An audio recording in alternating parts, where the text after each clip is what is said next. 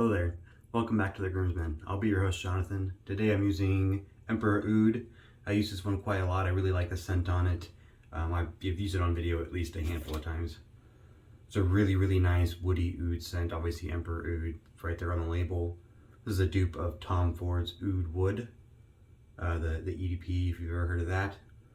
I've not used the original Tom Ford, although I've heard great things about it. It does smell so good. Very just oud, very oud forward, very woody scent. Bit pungent, but not in a bad way, in a very good way if you ask me.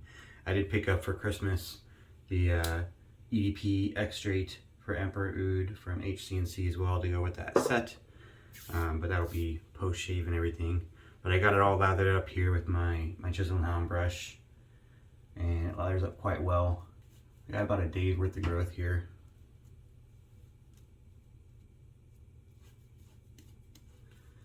Today I'm going to use two different razors. I'm going to do a little bit of a comparison shave, which you probably already gleaned from the title. I've been using the Blackbird Lite since I got it for Christmas. I think this is the third or fourth use, so not a lot. I think I've got a pretty good, handle on it now. It's not a difficult razor to use. It's not like the original Blackbird that has a pretty big blade gap and very blade forward, at least in my opinion or my experience. The Lite is definitely a different razor. There's positive blade exposure still, but it's not a lot. It's just I wouldn't say very rarely, but it's just positive. They don't give I'm pretty sure I didn't see an actual measurement associated with that. It does have a blade gap, doesn't state that on the website either, but it is very small. Like the blade gap is almost non-existent. Which is a little surprising. I know they were going for a razor that was more user-friendly and had less blade feel, so the people that didn't really get on with the Blackbird would like this razor, and I think they succeeded. I do think that people that don't like the regular Blackbird because of the blade feel and the big gap, I do think they would like this one a lot more. I don't think it fixes, it doesn't really change anything about the design of the Blackbird, right? It's still a Blackbird. The top cap and the handle are exactly the same. The aesthetic is very much there. I do really like the handle. I get the machine version. I might get it polished either myself or send it to Fides later. But the Blackbird itself is still, even with that reduced gap and the reduced blade feel, the Blackbird itself is still kind of an interesting razor. Most razors go for rounded edges. I'm trying to make everything very smooth. The Blackbird goes very much for straight edges, straight angles. So you still get these kind of pointed corners here that you sometimes feel during the shave. Still not a big fan of that. That hasn't changed at all on this base plate. The guard coming to kind of an aggressive edge versus any other kind of razor is usually pretty soft, rounded, squared off, but they kind of make this one come to, you can see if I do a side profile, it comes to a pretty precise. So that, you feel that sometimes, and it doesn't hurt. Sometimes you think you might have nicked yourself with the corner if you catch your corner like on by your ear or something. It's just not the most comfortable feeling razor on the face, not because of the blade, just because of the geometry and like the way they designed this base plate with these corners and this kind of sharpish guard edge. Sometimes that you feel that on your face, and I can't say it's a positive experience with that. As far as the shave itself, it's very comfortable. It's got obviously reduced blade exposure, reduced gap. The gap is so small. I found while using it that the lather doesn't actually go underneath the blade and underneath and then through the lather slot in the bottom. The gap isn't big enough to support any lather pass through at all. So really just hitting the blade and then it's getting pushed down over the lip. It just goes down and out and then pushes down and then it kind of collects under there just like it would if it was going through the lather channel. But none of the lather actually pushes to the channel. It just pushes off the ledge. It just gets moved, if that makes sense. That gap is so small, it just doesn't allow lather pass through. I do think the gap or the lather channel is still important though. I think otherwise you'd have issues with I think suction like you get with the or some people get with the winning razor because there's not a very good lather channel. And then that really small gap, you gotta have some kind of air in there to balance that out. Comparatively speaking, we want to be using the Aylesworth Kopparkant I'm not sure how to pronounce it exactly. It's came out recently. This is the brass version of the Ellsworth stainless steel offering.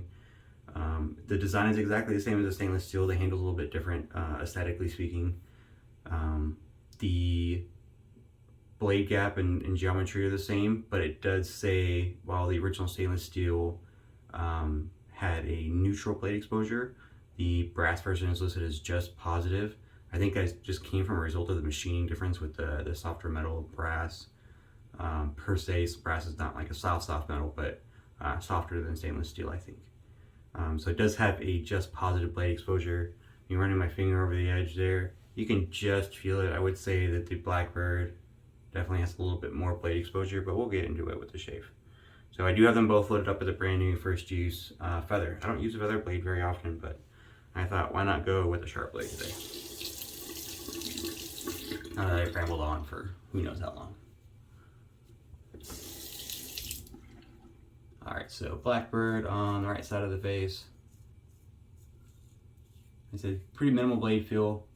It's just enough to let you know what you're doing. It's not enough to feel aggressive. I don't have to like hunt for a blade angle or anything. The only thing I found adjusting blade angle on this, or like razor angle, is it kind of keeps that guard away from your face. Because otherwise, sometimes if you get a little bit steep, you feel that guard and it doesn't feel that great. So like I kind of ride the cap more just to keep that guard away from my face. Maybe that's an inherent part of the design, so they keep it so that you want to ride the cap, which might smooth out the razor, so they keep you away from the guard.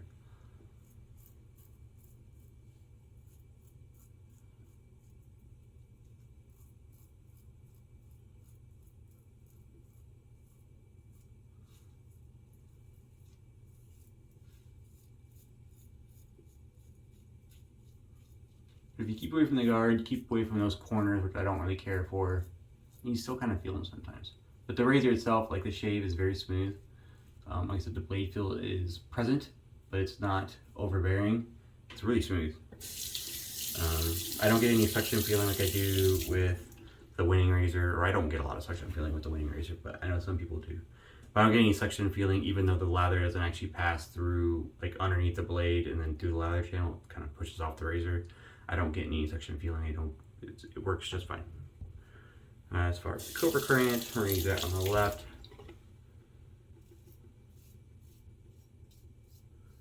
It is a little bit louder, if that makes any difference to you. I always thought that was kind of funny, the acoustics.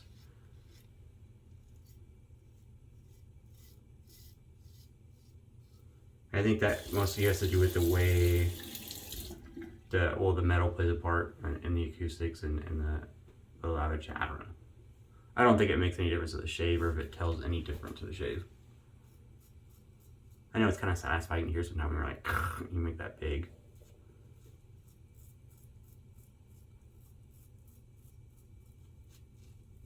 A little bit less blade feel than the Blackbird Lite, but just a little bit. It also is, just like I said, just barely positive is what it says on the website. It doesn't give a measurement. But in my experience, I say that's a really accurate description, just positive. Not even worth putting a measurement on there. Compared to the haircut and shave NO75, which is a neutral exposure with a 0.75 blade gap. I agree with the assessment that this is not neutral, it's just positive. The haircut and shave is a true neutral, and while it's very smooth, the efficiency is a little lacking because of that neutral blade exposure, and then I feel like I have to go over some areas too much, trying to like clean up, get that PBS, or like pick up a couple spots on my neck, and then I end up over buffing and I get irritation.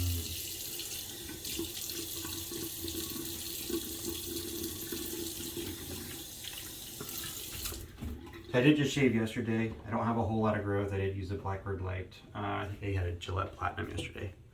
So because I don't have a whole lot of growth, I'm just going to do 2 passes today. We're going to do a with and an against. I don't think doing another pass, like an across the grain pass in the middle, is going to be worth a whole lot, other than me sitting here on camera and talking for a little much longer. And we'll be able to get a nice, still good judgment of the razor, because usually against the grain is really where it shows.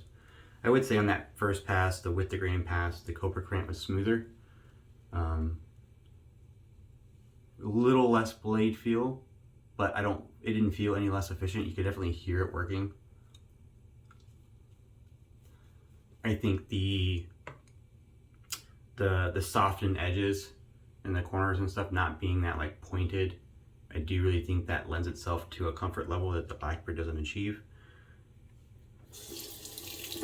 We'll see how it goes on the against the grain.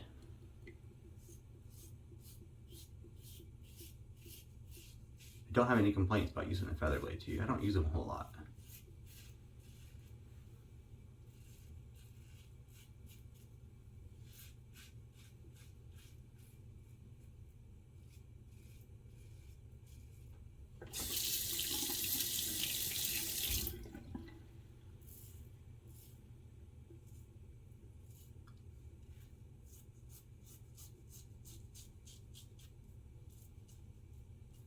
It's not bad so far on the cheeks against the grain. It's not the smoothest against the grain I've ever had.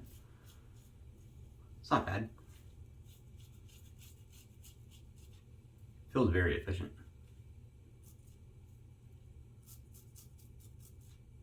And I have used it before. It's not first use. It's a pretty efficient little razor.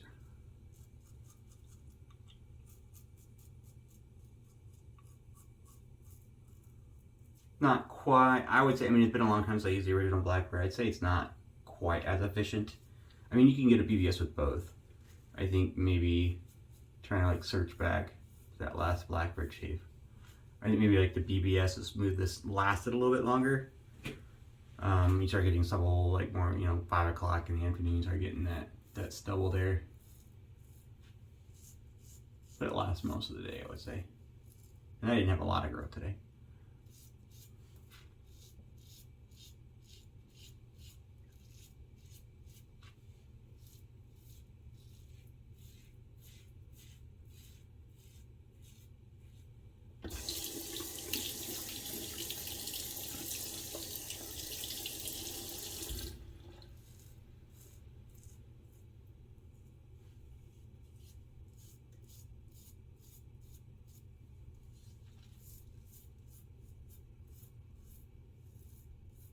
I do think trying to get like these neck angles is a little bit harder with the Blackbird, because then you kind of start like, I'm shaving right here, but then I'm hitting down here with that corner.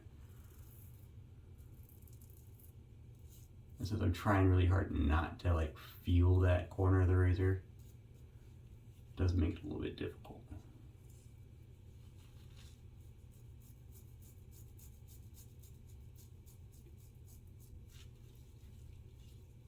Alright, I'm not going to do a whole lot of touch-ups till the end there. I did a few.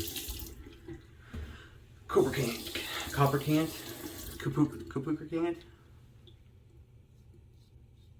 Aylesworth razors. I can't remember. Oh, forgot which way I was going. How many times do I do that on camera? Like every time? So right off the bat, this is smoother. Like a lot noticeably smoother on the against the grain pass.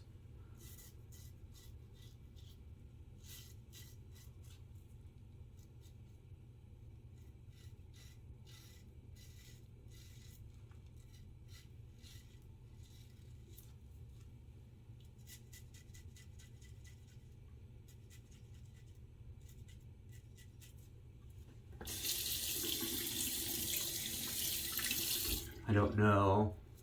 I think probably a mixture of geometry. I don't think the blade exposure plays a big factor between these two razors. I mean, there's a difference, but I don't feel that it's a drastic difference. Like, I don't mind the blade exposure that's on the Blackbird Lite.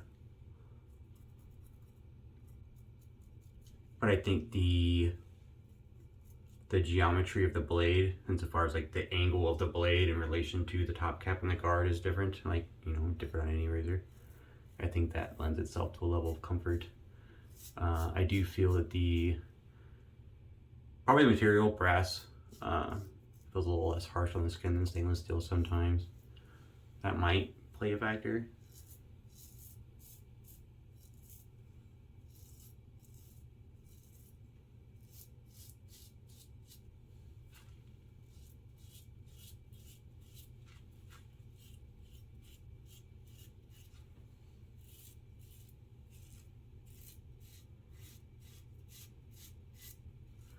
I picked these two razors to kind of go head to head. One, because they're both new to me, well, and to the market. Two, because I felt they were pretty similar insofar as operating. Like they kind of fell into the same niche.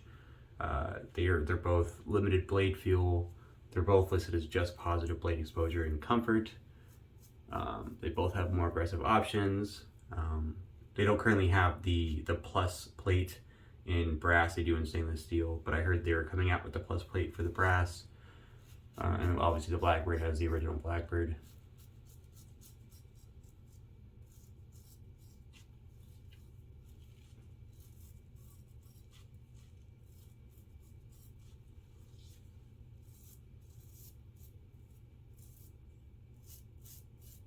All right, I'm not gonna go crazy on the touch-ups. Just to make sure like the judgment is equal, I did a little bit of touch-ups with the Blackbird and a little bit with the Kopparkant.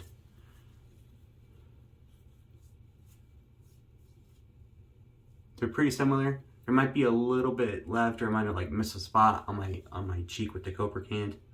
Nothing I don't think I'll get with a little bit of buffing, a little touch-up, which they're planning on doing anyways. They're pretty similar. I do have a little bit more left on this side with the Blackbird, but again, probably be able to get it with touch-ups. But this kind of direction with the Blackbird wasn't as comfortable as it was with the Kopparkant. Maybe, so I would say the efficiency might be just a tad leaning towards the Blackbird. It might be just a little bit more of an efficient razor. And so far as I mean, it's just a little bit closer to a shave. I think at the end with touch-ups, you'll get to the end, like it'll be pretty similar. You won't be able to tell a difference. For me, the win goes to the Kopparkant. I'm gonna do touch-ups here in a second, but the aesthetics aside, price aside, because obviously one's cheaper than the other, I like the shave of the Kopparkant better. It's a lot smoother. I feel like I get the same shave there at the end. Like this might be just a little bit more efficient. Maybe I need a couple more touch-up like buffs with this than with this, but it's worth it because it's a lot smoother. I don't have these pointed edges to deal with, or I don't have that really kind of aggressive guard action there. Like if you look at the two guards, like I get the design, I really do aesthetically, it's visually appealing, but the actual shave, those aesthetics kind of lose their appeal because it doesn't translate well into the face. I just don't like that guard. I can't. It's so aggressive. It's actually probably the best appropriate word. The guard, the way it's shaped and not rounded off. I get what they're going for visually, but as far as the shape goes, it doesn't win for me. It's not a winner. I had that complaint with the original Blackbird too, but I thought most of it was due to the aggressive blade feel and the gap that kind of made it really hard for me to get a good shave with, but that did play a factor. The edges and the points and stuff. So I give it to the Kopparkant. I'm gonna do a couple quick touch-ups. I did hit a little nick right there, or a little weeper. Anyways, I'm gonna do a couple quick touch-ups, and then I'll be right back with the post-shave. All right, I'm back. Thanks for sticking with me. Using the Match and Splash, they call all their splashes Tiger Milk EDT aftershave splashes there at HC&C. And then I think on the back it's just got a little label that says Emperor Oud. I think it's their way of saving a little money on the labeling. And I don't care. Makes no difference to me. It smells really good. There's not a whole lot to say about their EDT aftershaves. Very high fragrance level. It's got like an EDT level fragrance. I've only used this one from them. I don't get any frag burn from it. But other than the fragrance, all it's got is alcohol and water.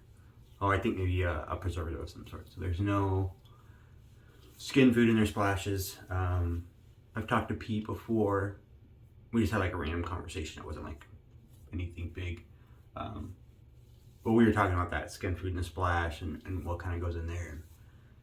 His viewpoint was very firmly planted in the aftershave is meant to be as an astringent, cleaning up and sanitizing that face and it kind of closing up the pores and making sure no bacteria and stuff is present inside, any nicks or cuts or microabrasions that you don't see, so you don't get, dermatitis and inflammation of the skin and stuff like that. And then the skincare comes from the balm after the fact. And that's a general consensus there. I think most people, yeah, a lotion is going to be more effective than a balm.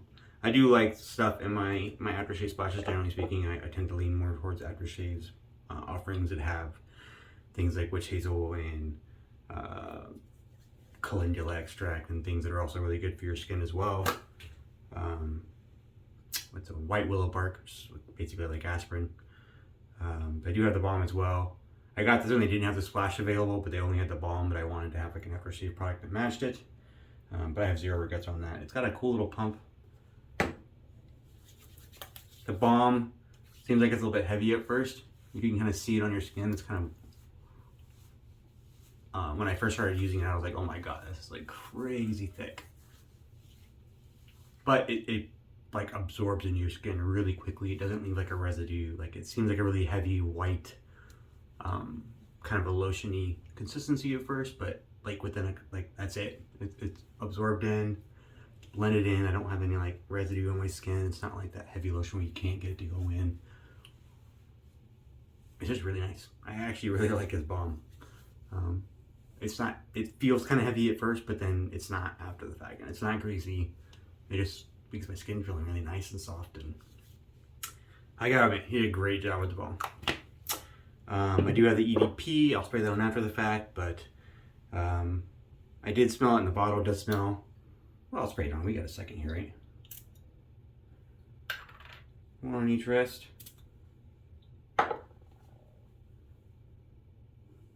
It smells different. I smelled it in the bottle and I thought it smelled different too, and then even spraying it, it smells a little bit different than the aftershave or the shave soap.